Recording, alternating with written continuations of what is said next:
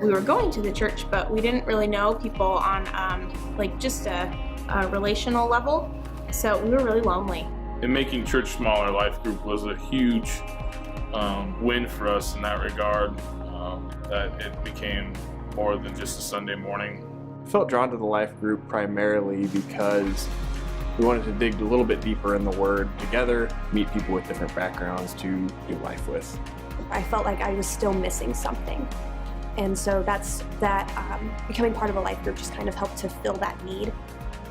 The initial commitment really is like a weekly Bible study, and it's able to flourish into something that can be a lot more than that, but just as formative and growing for you. The life group has taught me to be open-minded, to be more patient, to be more flexible, to be more understanding of just people and their context.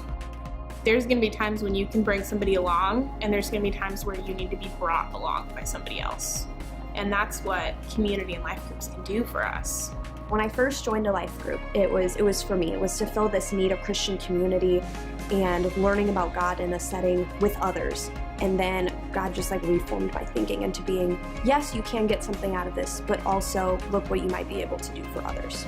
I felt like I was growing with the Lord, but also I was growing closer to these other people, because that's part of being in a life group, is caring for them. Having a group like this, I hear about other people's troubles. They specifically ask for prayer, and I have the opportunity to pray with them then, pray with them after our life group, and then throughout the week as well. I mean, since we've been meeting for 2 years, we've had, hospital visits, we've had a baby, we've had, different experiences with school and jobs, and we're in each other's lives. We know each other, we've experienced each other, and to be honest with you, it doesn't happen automatically right away.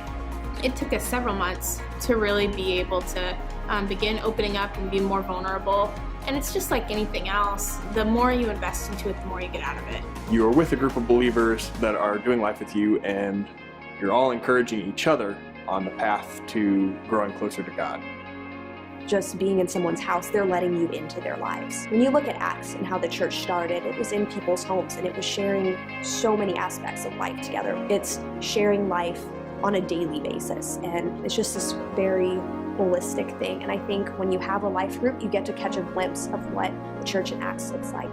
Kids are running around, or pets are running around, there's stuff on the floor. It's people in real life, and you are along with them in their real life. We've had people come over early, and we'll eat a meal together, we'll eat dinner together, and then we'll study. And we're just able to do more facets of life, even just as we're meeting together. But you have this deeper level where you're constantly practicing the spiritual discipline of this accountability and openness with one another about faith. So they're just really rich relationships. There is no pressure associated with life group where you have to know the answer. You definitely can find different kind of commonalities with each other, and really ultimately you have a commonality, and that's Jesus Christ. Just becoming friends with all these different people that if it weren't for a life group, I never would have met them. So I think just having friendships that it's like God orchestrated, I didn't plan out, He just brought these people into my life. We need each other. We need other people to become more fully formed ourselves. It's a continued commitment to one another, and that's the church.